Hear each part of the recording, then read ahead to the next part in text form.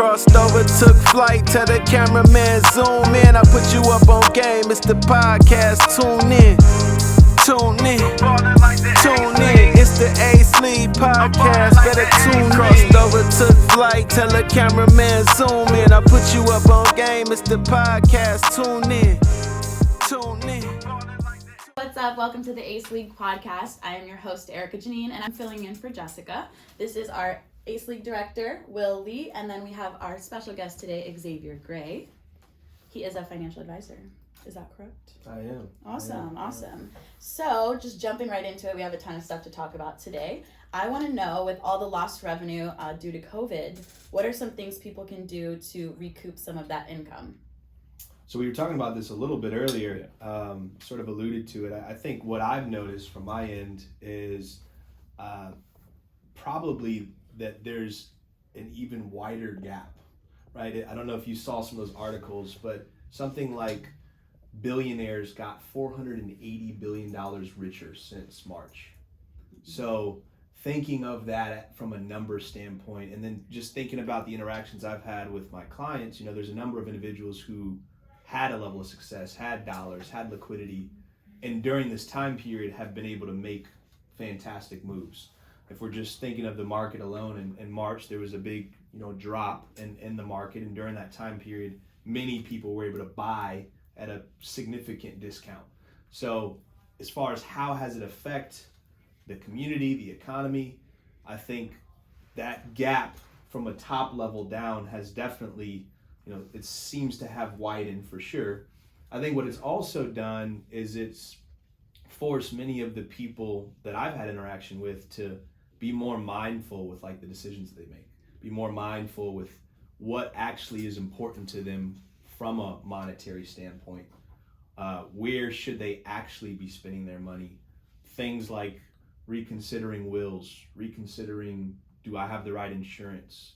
Reconsidering, should we buy that home? Should we focus on that? A lot of those conversations I've also have seen happen more often.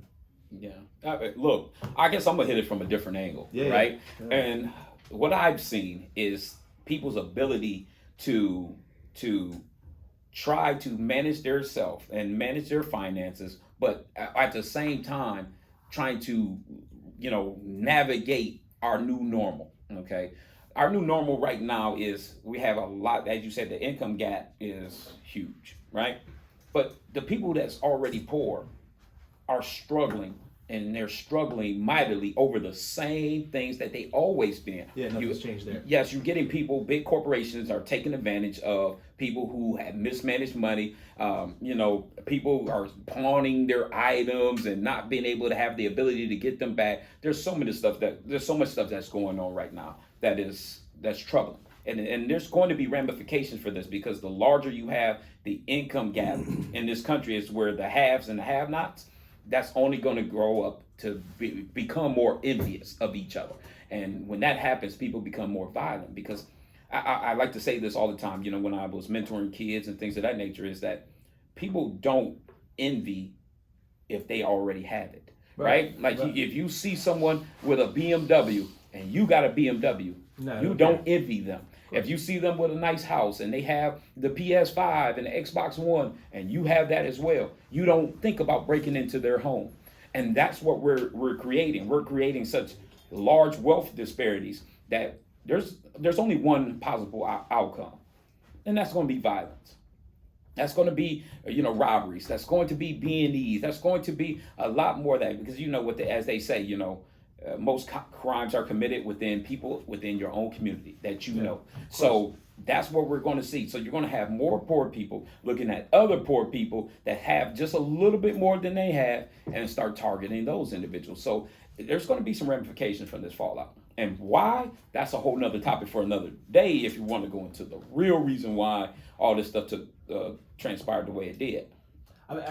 I hear where you're coming from, and I don't disagree. I think that where you're coming from is a perspective on one side. I would deem that perspective to be more of the pessimistic outlook, right? And so if I'm going to go opposite, I'll go the optimistic outlook. Okay. I think that with everything, we have an opportunity to learn from it or not, period.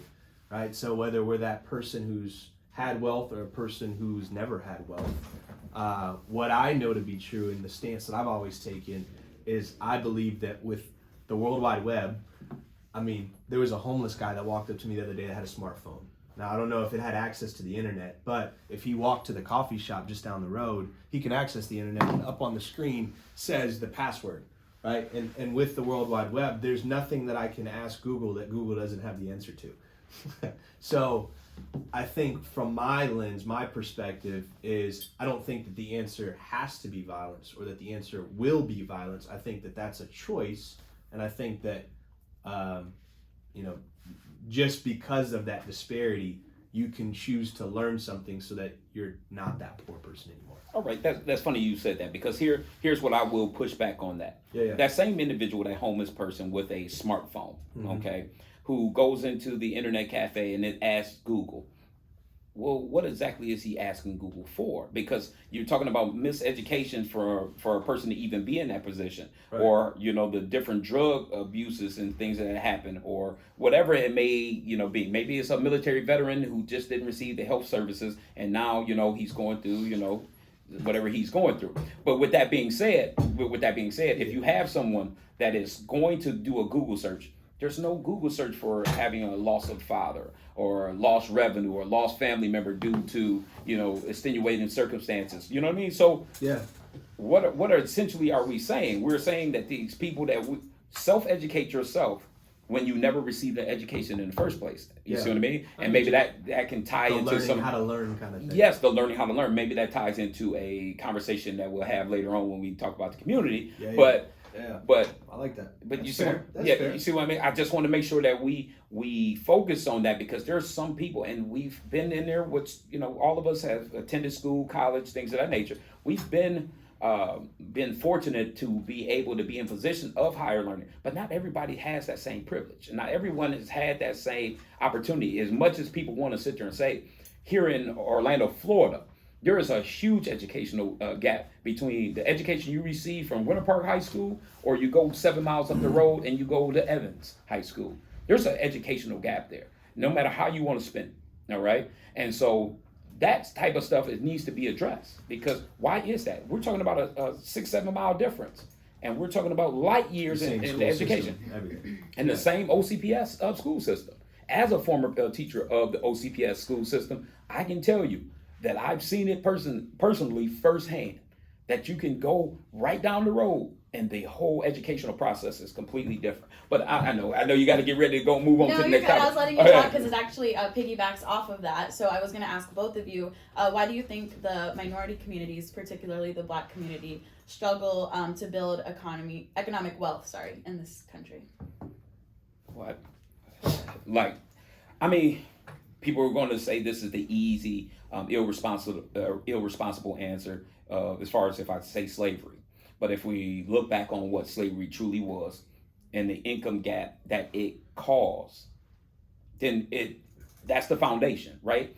I can tell you what the truth is, whether you want to hear it or not, but it's still the truth. It doesn't change what the truth actually is. So when we sit there and we talk about the first slave ship came over here in 1619, right? We talk about how you have that such a 240 years before the Emancipation Proclamation, which for most people don't understand what the Emancipation Proclamation really did and what the 13th Amendment in our U.S. Constitution in 2020 states, right? Slavery was never abolished. Or I take that back. It was abolished, not eradicated. Two different words.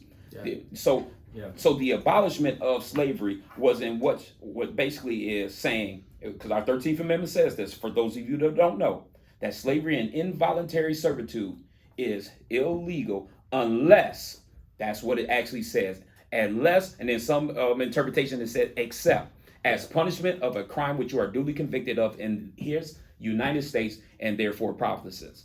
That's what it says. Yeah. That's what it says, December 15, 2020. So slavery is still on the books. Now, who's been founded of these crimes, right? Once we had that Emancipation Proclamation in 1860, nobody ever talks about Reconstruction. And what came out of that? Jim Crow laws. Nobody talks about that. Nobody talks about the Black Code. Do people know what the Black Code was? black codes, here's a couple examples of black code. It was illegal for a black person not to have a job. You could be arrested and put in jail for up to a punishment up to a year for just not having employment. That was on U.S. law. Now, why would they sit there? The same people who would arrest you, now just take a second to think about this. The same people who would arrest you, put you in jail, and have you go back into follow into the 13th Amendment. Now, stay with me. You go back into the 13th Amendment, they would arrest you. And after sitting here, not giving you and offering you any type of employment. Like making it illegal for people to hire people of color. Because, in the early 1900s, it was still segregation, full segregation, and it was illegal to hire. In some places, it was totally illegal, and hangings and things of that nature was commonplace. So, wait, I'm not going to hire you. Then I can turn around and sit there and tell you that I'm going to put you in jail for not having a job. Make it make sense. Yeah. No, I guess I understand that perspective. So one, to refresh the question, it was, what can the black communities be doing, like, to basically, going back to kind of the first question, blending them, decrease that gap or make better financial decisions. So then blending it with where you've gone, I guess, again, to answer almost the same way I answered the first question, I think history is for us to learn from it, right, and then move forward. But you got to identify. Of course. You got to identify. Which I think that education alone, I don't know about people in the room, but there were certain things that I'm going to have to do a little more due diligence on that you mentioned that I just don't know all the details about. I knew the whole 13th Amendment. I knew some of those other aspects, but I didn't. And I think that, I have a white mother and a black father, so I also am not a fully black person, and maybe there's, I don't know, whatever.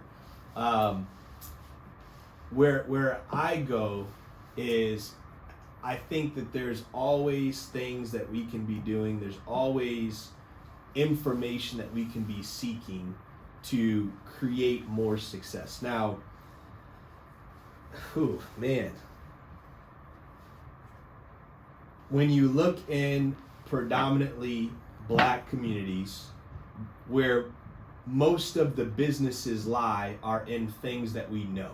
So you think of landscaping company, barber shop, car mechanic, working for a restaurant or owning a restaurant.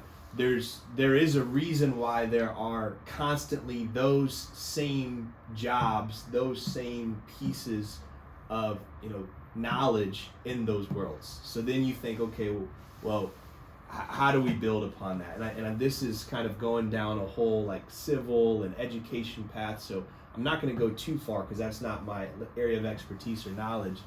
But just thinking about it from a financial standpoint, what are some of the basic things? So things like budgeting, things like understanding how banks work and what banks really are, understanding loans and how loans actually interest work, rates and so on and so forth, learning how you can invest in the stock market, just basic little pieces. So again, kind of tying back to our whole educational thing, I believe that a lot of those things are accessible. I believe that if you really want to pursue those areas of knowledge and understand how and why things fit together, I believe that you can go find that information. Now, will you maybe comprehend all of it? Will you maybe understand all of it? Not necessarily, but I believe that you can go find that. Now, I've also always been a person that growing up, I was the kid that would take the toy apart and put it back together. My brain just thought like that. I wanted to understand how the clock worked, not just know that it tells time. Gotcha. So to your analogy right there, wouldn't you want to know, to answer the question, is how deep this really goes, and why is there so many issues that are still not rectified after all these years? Because when you say get that education, like just basic understanding of how bank accounts work and how interest rate work and things of that nature, well, wouldn't you think that would be standardized in our school systems? I believe it should. But it's not. Now it's not. Now, but at the same token, you going to one of your points that you made earlier, in my view as well, I would say health and wealth are two of the most important areas of our life, and probably two of the areas that control most things that involve money. Okay. And so with that being said, I value learning. I value going back and understanding that history, but I don't think that by continuing to press on how much we as black people have been oppressed is actually going to do anything to make us go forward. I think Interesting. I think the thought process should be less on what has happened prior to now and focus more on how we can have more individuals that are colored, like almost everybody in this room, learn how to make money by more than being a rapper or a sports person or a whatever, right? How can we focus more of our energy on building wealth in different forums and different arenas so that no longer becomes a problem? Because the reality is, if you have any person, right, that has, let's pick a number, $1 million in their bank account, I don't give a shit what color they are, people are going to respect them, right? Well, you see, as a whole. Yeah, what you're talking about is our capitalistic society that people, your social economic status is one in which people kind of make a decision an assertion that how valuable you are. Yes. But after they know about the amount that's in your bank account. Of course. Yeah. Which the way that we tell is what car you drive, what house you're in, what clothes you're wearing. But then the things that we have to learn beyond that is, and this is what I learned, at 19 years old, I had the opportunity to, as I just said earlier, be a student ambassador for a college. So I got to hang around the college president, other people, which then put me in rooms. Yes, put you in rooms for learning success, how to. Of course. There's 4 forks here and 2 knives and 1 spoon. How the hell do I even operate this? So certain etiquettes and things of that nature. But listen to what you're saying. You had the rare chance and opportunity to be put into those positions. Right. So what we say is, when we say let's not keep harping on things that happened in the past. Well, until you have the ability to address what happens, right? That's just like anyone who's had CTE, right? If you've had any type of thing, we have to address what has happened. You know what I mean? So we can properly diagnose and make the change that we need. So what happens is with the black community is that we're going through the same thing, and we keep trying to make it seem as I was going through my timeline, when I'm talking about black codes and everything else. What followed after the black codes? What if you really look at it, you had the civil rights movement. That's the 1960s. My parents was born then. 50s, 60s. So you do realize that my parents, and we're not talking about some old history book that we got to blow off and dust 50, off. 60, We're talking about our parents who are still living in 2020, who could not drink at the same water fountain, right? So that means if my parents who had to go through that type of oppression, that also means the people who were doing the oppression is still alive and still living. And in positions of power such as our Congress, which has lifetime limits. You see what I'm saying? So how do we change that ideology? Because what has happened really in America, once you get to a certain stage, if we're not going to address what happened head on, and we keep allowing people to still operate within their same insulated environments, you're going to get the same results. That's why I said with social distancing, I made a post initially when this came out. Social distancing is nothing more than the new word for segregation. Because here's why. You're going to gravitate and be around the people that you normally are most comfortable with. Is that a fair assumption? Yeah. Right? Neighborhood. So your neighborhood, your home, things of that nature. So what we essentially are saying now, if there's people who we don't know, or they may look different than us, or they may have shared different ideology, we can now hide how we truly feel behind it under the geyser of health and distance, right? Because I know what my family looks like. You know what I mean? I'm mixed family, things of that nature, but typically my inner circle, we're black, right? Yep. Same way with my buddies who lives 3 houses down, his family, the same. His circles is all white, right? So are you alluding to the idea that social distancing, you're saying, is a form of segregation? It's a form of segregation of it's our way. I know it's hidden under the geyser of health and wellness. But let's just, if we're going to speak truth. You're building on the oppression idea. The oppression idea is because as we said about wealth gaps, right? that is based off of social economics and race. We can try to pretend however we want to, but we know that. At the typical country club, what is the predominant color there? If we just say there, if you look at the billionaire, let's just take a billionaire list. A majority of the billionaire list is not white. No, you're talking about Saudis and things of that nature. No. Yeah. Here in the United States. So just you're saying. Let's go here in the United States. Let's keep it at home. It's just here hard. In the United States. Okay. What would you say to in answer the your Forbes? question? There's a bunch of white people at a country club. I mean, that's I don't go. Okay. so who are they going to continue to surround themselves around? A bunch of Caucasian people. Okay, so. But were they going to surround themselves around other people before? No, they're not. But now they can do it under the guise of this is what our CDC is telling us to do. This is what, our health advisors did. We don't want to sit there and do so. Now, here's the funny part about it. In Michigan, during the peak of this whole pandemic in March, you had a guy, I used the country club thing for a reason.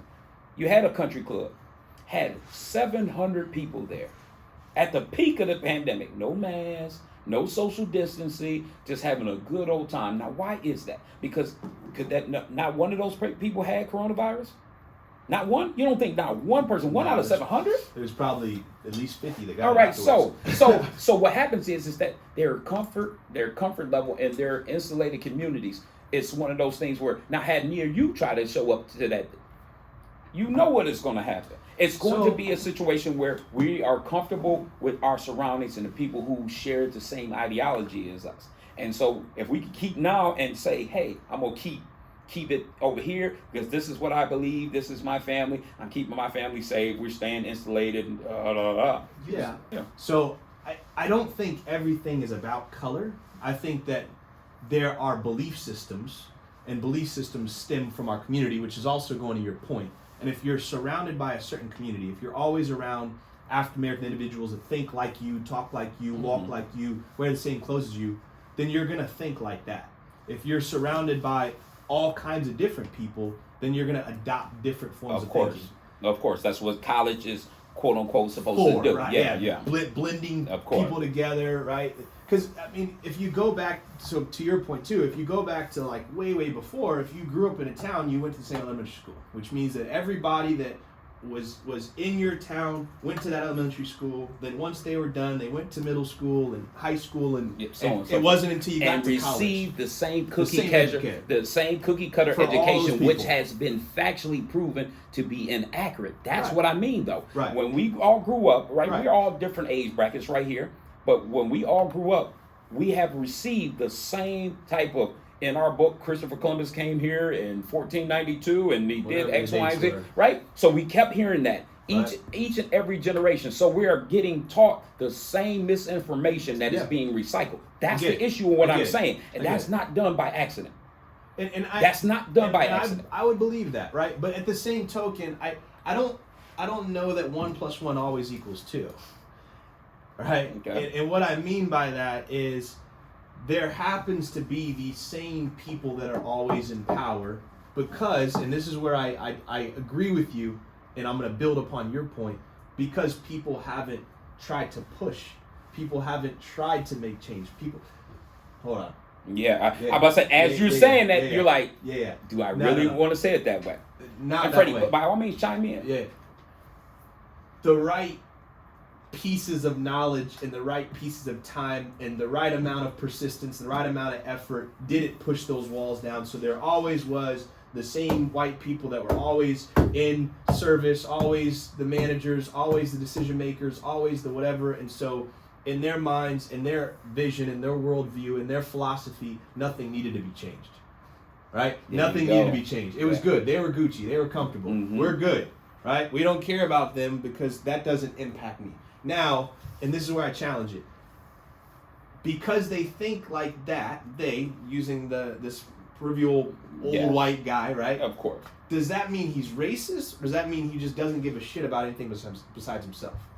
And if we're going and basing off of our ideology comes based off our parents, our grandparents, people who taught us things of that nature, right? And as we grow older, we learn new things and we sometimes challenge what our parents taught us. But our foundation, for the most part, was based off of the information we see as we were being raised, right? Yeah. Would they say that's a fair assessment? Yeah. All right, so if that's the case, then that same individual who has, grew up in the 30s, right, when everything was segregated and that was the norm, right? Because if we go through history, and like that's why I keep pressing upon if knowing our history, if we go through history, if you ask the typical white person in the early 1800s, was slavery wrong?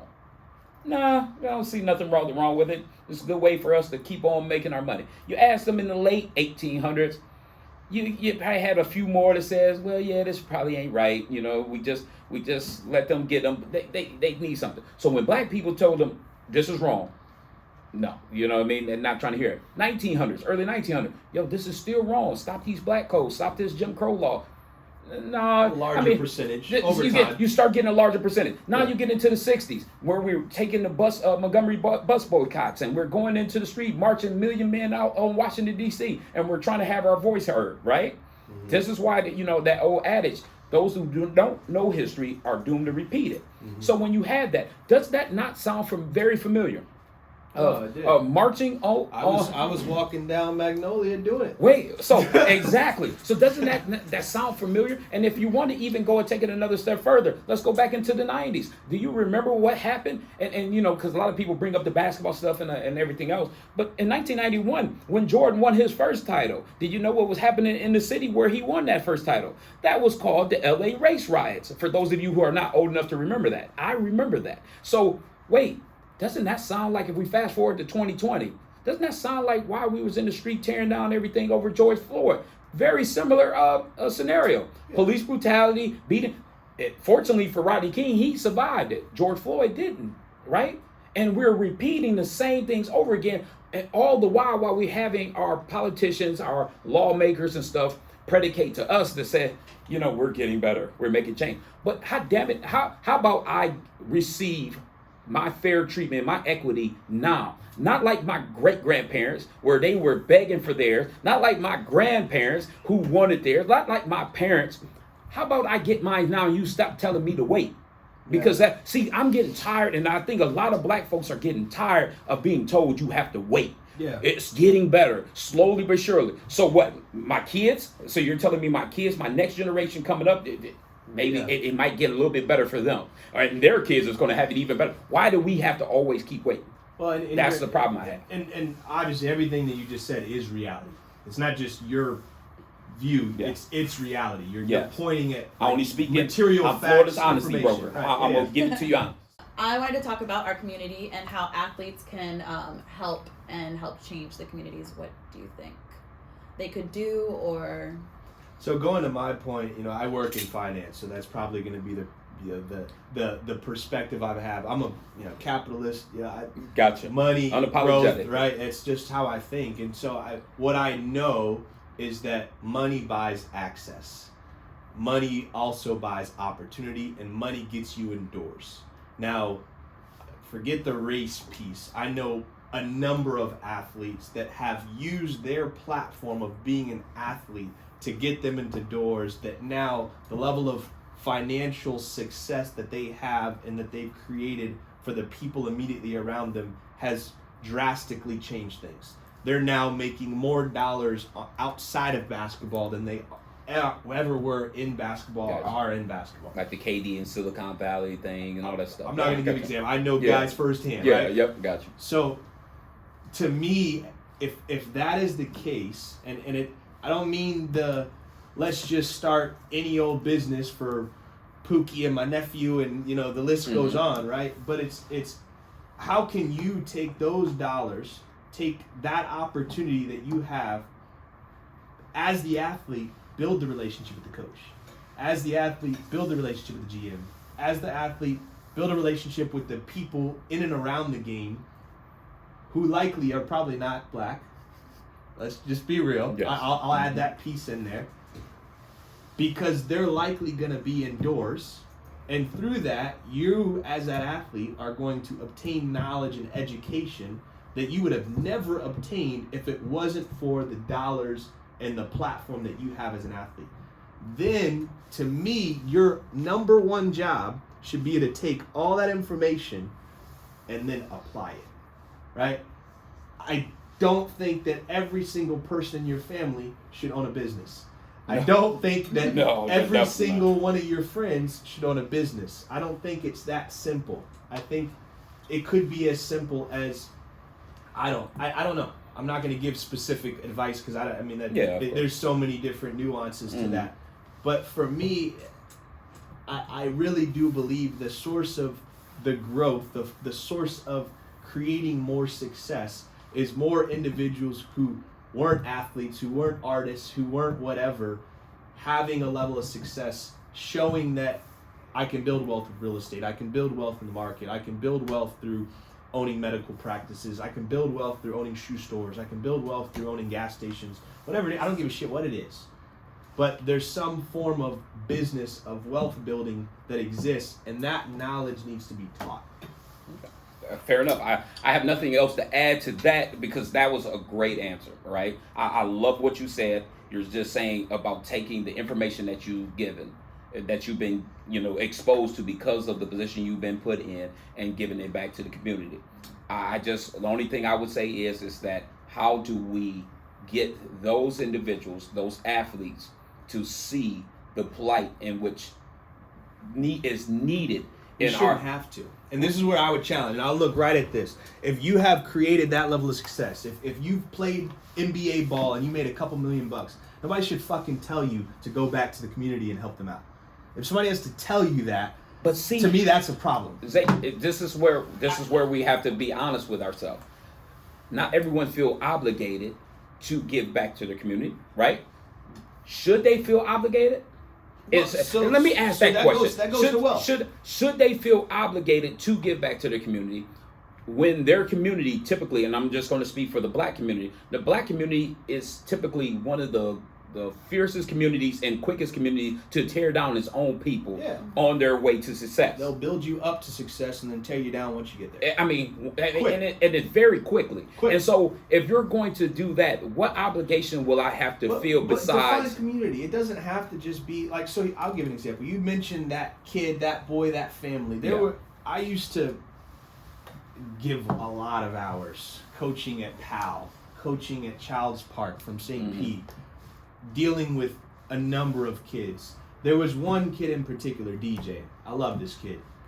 I had the opportunity to take DJ to Colorado Springs to go play in a Team USA basketball event. DJ would have never done that. Through that experience, DJ met a number of other people. He got to be in Colorado Springs. He got to see snow for the first time. We got to have conversations and just talk to him, just educate him. Whenever DJ has a problem, he calls me, period. Yeah. Now, the reality is, I haven't made millions of dollars. I'm not that person. I believe that we don't have an obligation to really do anything, to go to your point, but I believe that there's a moral responsibility.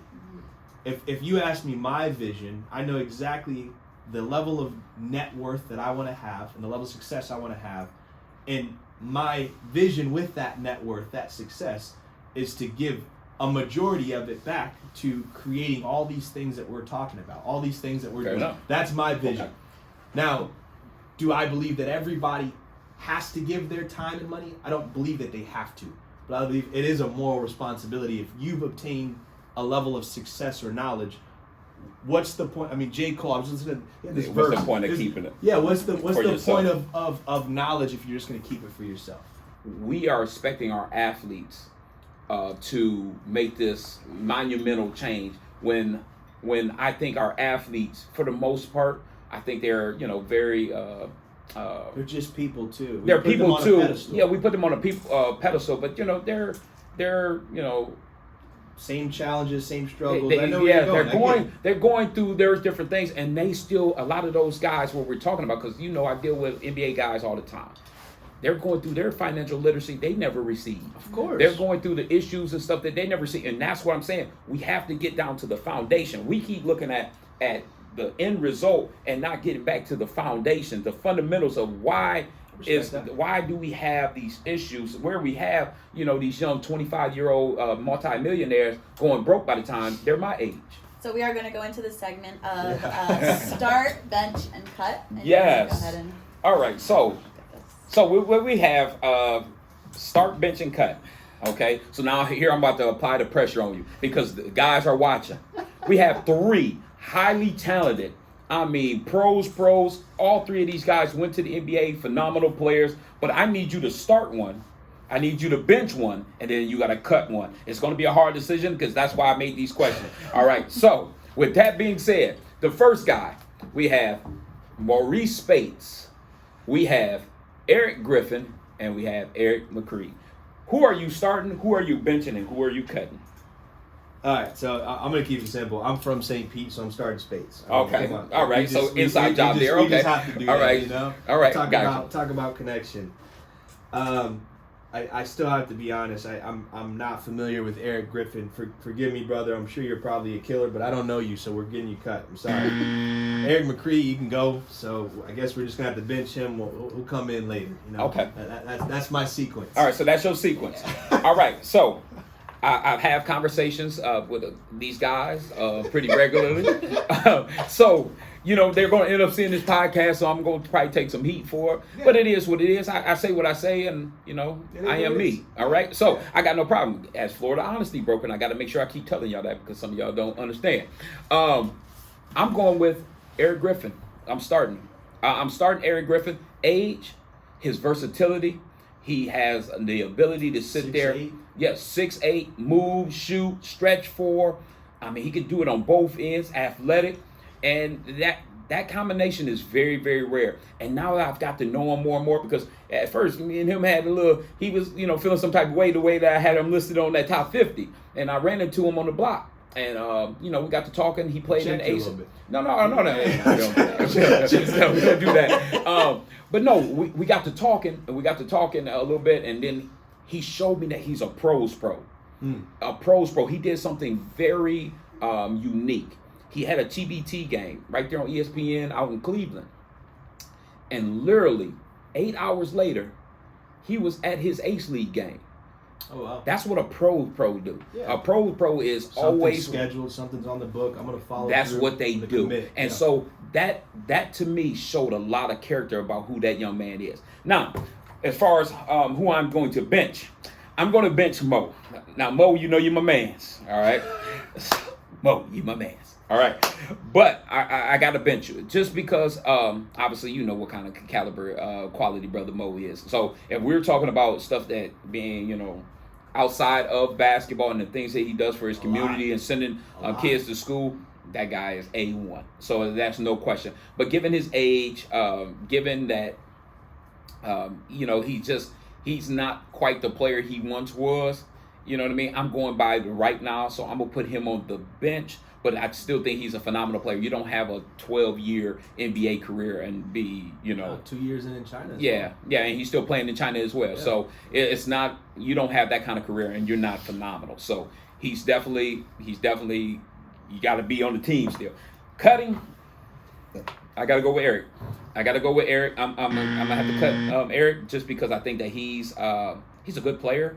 But the stuff that I've seen, I can't put him over the other two. It's just that simple. It's not saying high IQ on the court. Yes, that's one thing that he's a good player. Super, he's in the right place. He's come to Ace League games. Yeah. Like he's come to Ace League games, and he hasn't played, but he's come visit. So I appreciate the support and everything else. But like I can't put him over the other two because one, I haven't seen what he looks like against the top guys from all across the country. That's one. But you know, I'm pretty sure that he's solid. IQ translates. Yes, for the women. Yes, I'm sorry. No, all it's okay. All right. So for this start bench cut, we have Whitney Tootsie from Appalachian State. We have Shantae Stevens from Florida State. And then we have Nina Stone from Oklahoma State. And so I know that I'm the only person in here that has seen or researched these different individuals. Let me tell you, this is not an easy decision because if you know anything about Shantae Stevens, I think her first name is Dorian Shantae Stevens Williams. If I'm correct, and if I messed that up, I apologize. But I had to do some research about her. 4 state titles. That's tough. 4? Yeah, that's tough. Like that is really tough. That's making a real impact.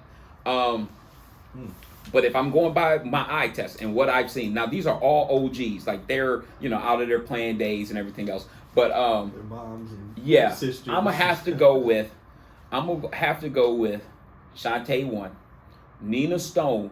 Nina Stone, I remember seeing her back in Wabash College, community college. She was, before she went to Oklahoma State, she is a monster. I mean, she played WNBA ball and everything else. You know, now she's like 38 now, but so obviously she's not playing anymore. But she's a monster. And then Whitney, she's still playing. Like, she just played in the Women Pro Showcase game, the Ace League Pro Showcase game. She can still go. So it's not like, even though I gotta cut you. You gotta make a decision. Yes, even though I gotta cut you, Whitney, it's not that I'm cutting you, because if I mention your name, I think you're a phenomenal player. Like, you don't make this segment unless I think you're a phenomenal player. So to be clear, it's Shantae starting. Yeah, Shantae Nina, starting. We're benching. Yep. And Whitney, we're cutting her. Yes. Okay. There it is. All right. Now, real quick, I want to know, bout it or bust it? Open relationships. Okay, so that's the segment that we do called Bout It or Bust. All right, so, and we said open relationship. Someone put the pressure on you, newly married man. Open relationship. She's watching. Are you bout it or bust? You know what's really funny is this was probably about 9 months ago. I went out to lunch with a buddy, Pedro. I work with him. Okay. Pedro Fonzo. If you end up watching this, I'm gonna send this to you. And we actually had this discussion, and he flat out said, he goes. So if you're open, that means she has to be open. And then he took it further and gave me a whole detail to mess with my brain. You know, I don't think I'm with it. So it's a bust for you. It's definitely a bust for me. Gotcha. As a married man, but also just thinking about it, everybody that I know that isn't just playing the whole hookup game, but the actual, we're going out to eat, or maybe sleeping together at night, sleeping over, we're whatever. There's too many emotions. I just don't imagine, no matter how emotional or how much of a player or how cool you think you got it, I think at some point in time you slip up, you get hurt, and then now you're either scarred, you want to fight, you want to split, I don't see it working. It's a bust. I don't think open relationships are generally for players. I feel like players do what they want, but I think it's more for people that think they're not emotionally tied directly to one single person. Yeah, I don't buy it. Well, I bust it too. You busted as well. Okay, so me being the person I am about it, and here's why. Because relationships are based off of communication.